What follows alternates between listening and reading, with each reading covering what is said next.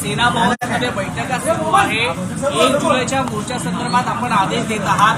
नेमका हा मोर्चा कुठून सुरू होणार, किती वाजता सुरू होणार, कोणकोणते कार्यकर्ते मुंबईतले देणार की मुंबईच्या बाहेर, जरा सविस्तर संपूर्ण माहिती. ही सगळी माहिती आपल्याला लवकरच सांगितली जाईल. जे डिटेल्स आहेत मोर्चाचे ते आपल्या जवळ येतीलच. महत्वाची गोष्ट हीच आहे की हा मोर्चा मुंबई महानगरपालिकेचा चाललेला भ्रष्टाचार आहे. गेले 1 वर्ष आपण पाहतोय. रस्त्याचा घोटाळा असेल, स्ट्रीट फर्निचरचा घोटाळा असेल, खडीचा घोटाळा असेल, सॅनिटरी पॅड वेंडिंग मशीनचा घोटाळा असेल, या सगळ्या घोटाळ्यांवर बोलण्यासाठी आणि मुंबईकरांच्या समोर हे सगळे घोटाळे आणण्यासाठी हा मोर्चा आहे. कुठून कुठपर्यंत असणार आहे, कसं असणार? कारवाई केलेली होती. पोलिसांनी त्यांना जबर फोन केलेला आहे. आता त्यांच्या विरोधात तक्रार करायला शिवसैनिक ठीक आहे, माहिती अजून माझ्याकडे आहे. आदित्यजी, आज भास्कर फुलसुंगे यांच्या घरामध्ये रात्री घुसून जी पुतणीवर देखील हल्ला केलेला पाहायला मिळतो. कसं बघता या सगळ्या प्रकारात? आपण पाहिलं असेल ह्या राज्यातला कायदा सुव्यवस्थेची जी परिस्थिती झाली आहे. कालच आपण पाहिलं असेल भास्करजींवर जो अटॅक झालेला आहे, त्यांच्या पुतणीला मारला गेला, स्टॅबिंग झालं मला. हे सगळंच चिंतादायक आणि भीतीदायक वातावरण महाराष्ट्रात बनत चाललेलं. जसं मी सांगितलं की हुकुमशाही महाराष्ट्रात चालली आहे आणि कोणी या विरुद्ध बोलायला गेलं तर त्यांच्यावरच केसेस होतात. मुंबईचे पालकमंत्री केसरकर असं म्हणतात की 1 वर्ष महापालिका तुमच्या ताब्यात होती, मग मोर्चा काढायची वेळ काय आहे असं केसरकर. कारण मोर्चा काढण्याची वेळ एवढ्यासाठी झाली कारण जो 1 वर्षात ह्या गद्दारांनी इथे घोळ घातलेला आहे, घोटाळे केलेत, त्याच्या विरुद्ध हा मोर्चा आहे. मोर्चा काढताय, परंतु यावरती संजय शिरसाट आदित्य ठाकरे यांना लॉन्च करण्यासाठी या मोर्चाचं आयोजन केलंय. कारण की ह्या मोर्चाचे नेतृत्व स्वतः आदित्य ठाकरे. नाही, काही काही लोकांना उत्तर द्यायची नसतात कारण त्यांची किंमत वाढवायची नसते, तर जाऊ दे, त्यांना सोडलं. यांच्यावरती काल रात्री त्यांच्या हात्याखाली हल्ला करण्यात आलेला आहे. त्यांच्या घरी आता मी दिलं त्याच्यावर सर, मुख्यमंत्र्यांनी असं म्हटलेलं आहे की 1 वर्ष त्यांच्याकडेच महापालिका होती, महापालिका कोणाकडे होती. 1 मिनिट. मोर्चा काढतायत, या सर्वांचं दूध आणि पाणी का पाणी आम्ही करणारच आहे. नक्कीच होऊन जाऊ दे एकदम. कारण असंच कल्याण डोंबिवलीमध्ये असेल, ठाण्यामध्ये असेल, नवी मुंबईमध्ये असेल, जे घोटाळे झालेत त्याच्यावर पण आम्ही आता बोलायला सुरू करणार आहे. ते तुमच्या समोर येतील. सुरज चव्हाण यांची चौकशी आहे आणि त्यावरती असं देखील म्हटलंय सुरज चव्हाण यांचा मनसुख हिरेन किंवा सुशांत सिंग राजपूत होईल, त्याच्याकडे पदाधिकाऱ्यांनी लक्ष द्यावं. मला वाटतं जास्ती लक्ष नका देऊ. शिवसैनिकांचा संयम आहे तो सुटत चाललेला आहे. त्या दिवशी शाखा तोडली आणि ही शाखा बाळासाहेब ठाकरे आणि छत्रपती शिवाजी महाराजांचा फोटो असताना त्यावर बुलडोजर चालवला गेला होता. त्याच रागातून आज बीएमसी अधिकाऱ्यांना जाब विचारण्यात आला आणि काही शिवसैनिकांनी त्यांना मला वाटतं आपण पाहिलं असेल की या महाराष्ट्रामध्ये जेव्हा छत्रपती शिवाजी महाराजांच्या फोटोवर किंवा हिंदुराव सम्राट बाळासाहेब ठाकरेंच्या फोटोवर कोणी हातोडा चालवला तर त्यांचे जे अनेक चाहते आहेत तिथून रिॲक्शन कदाचित येऊ शकेल.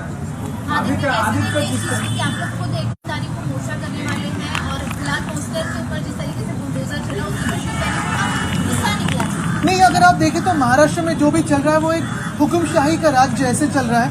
बीएमसी हो, थाने महानगर पालिका हो, पुणे महानगर पालिका हो, नागपुर हो, कोल्हापुर हो, सोलापुर हो, हर जगह जहाँ जहाँ कोई भी जनप्रतिनिधि नहीं है वहाँ बड़े पैमाने में एक घोटाले चल रहे हैं. अगर इसी बात को हम लेकर जनता के सामने आ रहे हैं तो हमारे लोगों पे केसेस हो रही है. क्योंकि अगर आप देखें तो ऐसे चल रहा है कि इस सरकार की, इस रेजिम की जो भी प्रशंसा करे वो अच्छे हैं, जो भी सत्य के बारे में बात करे वो बुरे हो जाते हैं, एंटी नेशनल ठहराए जाते हैं. इस तरीके से एकनाथ शिंदे ने कहा कि इसने 20 साल बाद किया, आज मोर्चा निकालने की जरूरत पड़ रही है. भ्रष्टाचार के खिलाफ अगर इंक्वायरी है तो उसको, क्योंकि 20 साल जब वो हमारे पार्टी में थे, हमारे कंट्रोल में थे, अभी अब जो छूट गए हैं तो पैसे कमाने में लग गए, खोखे के पीछे भाग रहे हैं, तो कहीं ना कहीं जवाब तो आएगा. मोर्चा इसीलिए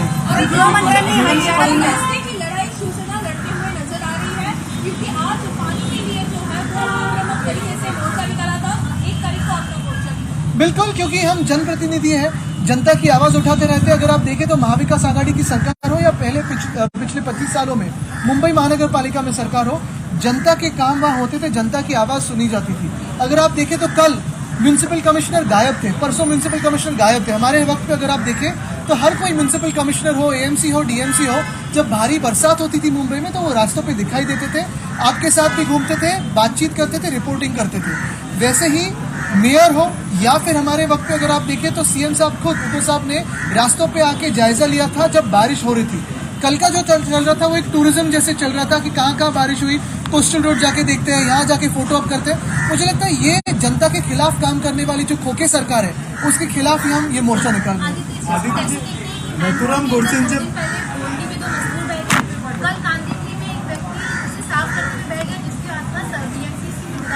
अगर आप देखें तो बीएमसी किसी की भी जिम्मेदारी लेने के लिए तैयार नहीं है. सच में बात कहें तो प्री मानसून जो काम होते हैं जो हमारे वक्त पे होते थे, तो मुंबई में जो 16 एजेंसियां काम करती हैं उनके साथ कोऑर्डिनेशन की बैठकें होती थी। MMRCL हो, MMRD हो, MHADA हो, SRA हो, फिर उसमें डिलैपिडेटेड बिल्डिंग्स कहाँ है, कुछ इंफ्रास्ट्रक्चर का काम कहाँ चल रहा है, मैनुअल्स कहाँ है, और जो जिम्मेदारी लेते थे उसको पूरी निभाते थे।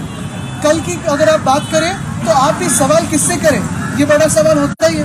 आधी त्याची मथुराम मूर्तीचे पोस्टर घेऊन आहे तो जल्लोष साजरा करताना पाहायला मिळालं. एसटीची निवडणूक झाली आणि स्वतः वाटतं त्यांचा पॅनल विजय झाला, मात्र मथुराम मूर्तीचे पोस्टर घेऊन इकडे विजय केले. नाही, मला वाटतं एक महत्वाची गोष्ट आहे की ह्या सगळ्या गोष्टी महत्वाचे जे विषय देशात चाललेले आहेत ते तिथून लक्ष दुसरीकडे नेण्यासाठी चाललेले आणि हे भाजप प्रणित असतं. तर गृहमंत्र्यांनी इशारा दिलाय की जे कोणी कायदा हातात घेतील त्यांची गय केली जाणार नाही. नक्कीच त्यांनी पहिलं माहीममध्ये यावं आणि इकडच्या गद्दार आमदारावर कारवाई करावी ज्यांनी पोलीस स्टेशनमध्ये जाऊन गोळीबार केला. तर तिथे पहिलं त्यांनी त्यांच्या कायद्याची धमक दाखवावी, मग इतरांना सांगावं. आदित्यजी, मोर्चासाठी परवानगी घेण्यात आलेली आहे का आणि सरकारकडून आता ते सगळं आपल्याला कळेलच. ठीक आहे.